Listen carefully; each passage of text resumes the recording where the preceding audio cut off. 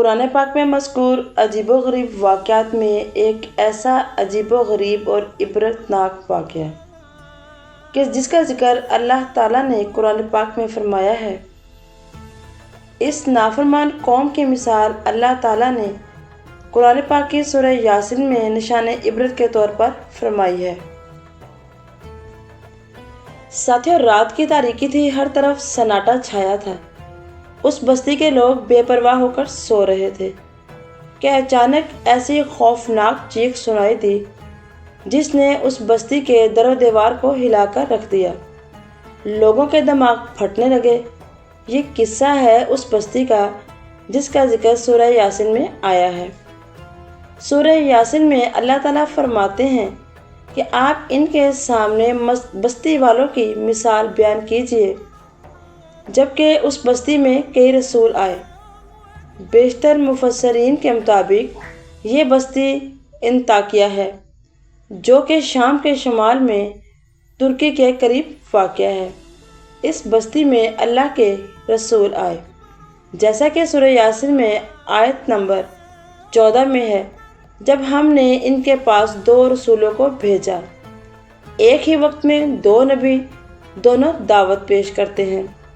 لیکن ہوا کیا؟ اللہ فرماتے ہیں، سو ان لوگوں نے پہلے دونوں رسولوں کو جھٹلایا تو اللہ نے تیسرے سے تائید کی، سو ان تینوں نے کہا ہم تمہارے پاس بھیجے گئے ہیں۔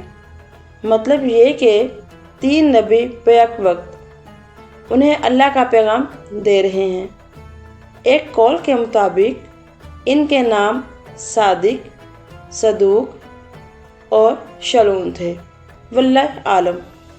انہوں نے اپنی قوم کو توحید کی دعوت دینی شروع کی، انہیں ڈرایا اور یہ اعلان کیا کہ ہمارے ذمہ تو صاف صاف پیغام پہنچانا ہے، تمہیں ہدایت سے سرفراز کرنا ہماری ذمہ داری نہیں، یہ صرف اللہ تبارک و تعالیٰ کے اختیار میں ہے۔ ان میں سے کچھ بدبخت لوگ سابقہ بدبخت لوگوں کی طرح کہنے لگے۔ ان لوگوں نے کہا تم ہماری طرح معمولی آدمی ہو اور رحمان نے کوئی بھی چیز نازل نہیں کی، تم نرا جھوٹ بولتے ہو۔ انبیاء کرام ان لوگوں کو حق کی دعوت دیتے رہے، توحید کا پیغام سناتے رہے، لیکن وہ لوگ اپنے کفر پر ہی ڈٹے رہے۔ انہوں نے کہا ہم تو تمہیں منحوس سمجھتے ہیں، اگر تم باز نہ آئے تو ہم تمہارا پتھروں سے کام تمام کر دیں گے اور تمہیں ہماری طرف سے سخت تکلیف پہنچے گی۔ پہلے تو انہیں منحوس قرار دیا، پھر سنسار کرنے کی دھمکی دی، سخت سزا کی باتیں کرنے لگے۔ انبیاء نے انہیں جو جواب دیا سورہ یاسین آیت نمبر 19 میں اس طرح بیان کیا گیا ہے۔ ان رسولوں نے کہا تمہاری نحوست تمہارے ساتھ لگی ہوئی ہے، کیا اس کو نحوست سمجھتے ہو کہ تمہیں نصیحت کی جائے، بلکہ تم حد سے گزر جانے والے لوگ ہو۔ مطلب یہ تھا کہ تم سابقہ قوموں سے بھی آگے بڑھ چکے ہو، ان تمام حدود کو پھلانگ چکے ہو جن کی وجہ سے سابقہ قومیں تباہ و برباد ہوئیں۔ اب تم نے اس آخری حد کو چھو لیا ہے، یہیں پر عذاب آ جایا کرتا ہے، اب بھی وقت ہے، ہماری بات مان لو۔ یہ بحث ہو رہی تھی کہ ایک آدمی دوڑتا ہوا وہاں آن پہنچا۔ اس کو خطرہ محسوس ہو چکا تھا، وہ جان چکا تھا کہ یہ قوم بھی سابقہ قوموں کی طرح حد پھلانگ چکی ہے، اسے عذاب آتا محسوس ہو رہا تھا۔ اکثر مورخین کا کہنا ہے کہ وہ شخص حبیب نجار تھا۔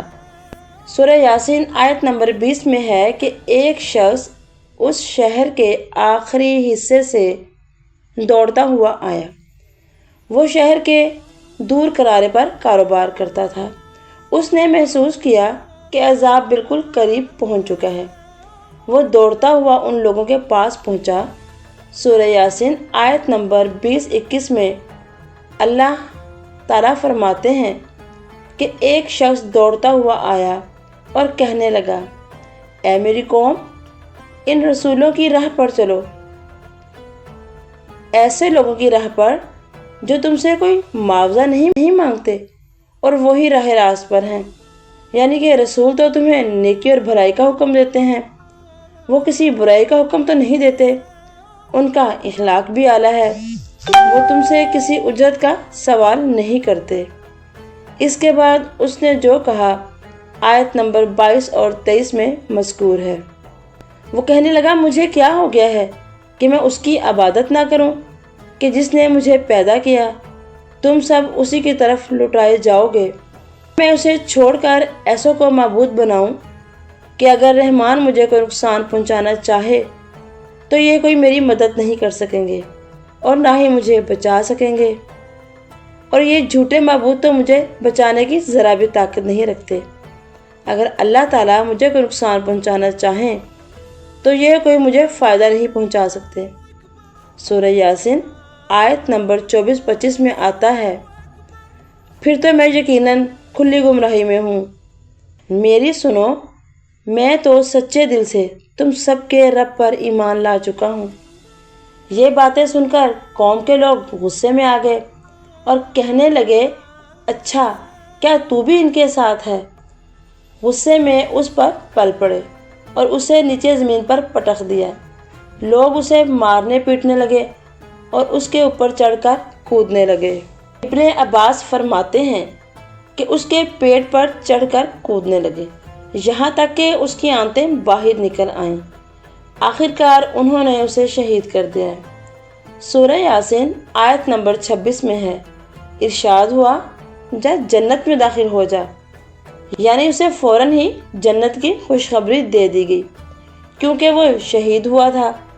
یہاں اللہ تعالیٰ نے بات کو بہت مختصر بیان کیا، تفصیل سے بیان نہیں کیا گیا، اور یہ بالکل واضح بات ہے۔ اور وہ فوراً جنت میں داخل ہو گیا، اور جو ہی وہ جنت میں داخل ہوا کہنے لگا کاش میری قوم کو بھی علم ہو جاتا کہ میرے پروردگار نے مجھے عزت داروں میں شامل کر دیا ہے۔ شہید ہوتے ہی سب گناہ معاف ہو گئے۔ اللہ کی بارگاہ میں دعا ہے کہ وہ ہمیں بھی اپنی راہ میں شہادت نصیب فرمائے، اس لیے کہ شہید کو اللہ کی طرف سے وہ اعزاز و اکرام ملتا ہے جو کسی اور کو نصیب نہیں ہوتا۔ اب اس قوم کا انجام جانتے ہیں جنہوں نے اسے شہید کیا۔ سورہ یاسین آیت نمبر 28 اور 29 میں اللہ تعالیٰ فرماتے ہیں، اس کے بعد اس قوم پر ہم نے آسمان سے کوئی لشکر نہیں بھیجا اور نہ ہی ہم اس طرح سے اتارا کرتے ہیں۔ وہ تو بس ایک زوردار چیخ تھی جس سے وہ سب بجھ بجھا گئے۔ اس موقع پر جبرائیل علیہ السلام اکیلے ہی آئے، انہوں نے ایک چیخ ماری تھی اور وہ سب کے سب مر گئے۔ آیت نمبر 30 میں اللہ تعالیٰ فرماتے ہیں، ایسے بندوں پر افسوس، کبھی بھی کوئی رسول ان کے پاس نہیں آیا جن کی ہنسی ان لوگوں نے نہ اڑائی ہو۔ جبرائیل علیہ السلام کون ہیں اور کیا ہیں؟ یہ اللہ کی مخلوق میں سے ایک مخلوق ہیں۔ ان کی صرف ایک چیخ سے وہ سب ہلاک ہو گئے، ایسے بن گئے جیسے آگ کے انگارے بجھے ہوئے ہوتے ہیں۔ پاک ہے وہ ذات جس نے جبرائیل امین کو پیدا فرمایا۔ اور جب جبرائیل علیہ السلام مخلوق ہیں اور مخلوق کی یہ طاقت ہے تو خالق کی طاقت کا اندازہ بھلا کون لگا سکتا ہے؟ کیا اس کی طاقت کی کوئی حد ہو سکتی ہے؟ یہ قصہ تھا اصحاب القریہ کا۔ اس سے ہمیں بہت بڑا سبق ملتا ہے کہ سچ بولنے والے ہمیشہ کم ہوتے ہیں، لیکن اللہ کے نزدیک وہی کامیاب ہوتے ہیں۔ ہمیں چاہیے کہ ہم بھی حق کا ساتھ دیں اور اللہ کا پیغام لوگوں تک پہنچائیں۔ اگر آپ کو قرآن کے ایسے ایمان بڑھانے والے قصے پسند ہیں تو لائک کریں اور چینل کو سبسکرائب کریں اور اسے ضرور شیئر کریں۔ اللہ تعالیٰ ہمیں قرآن پڑھنے اور سمجھنے کی توفیق عطا فرمائے، آمین۔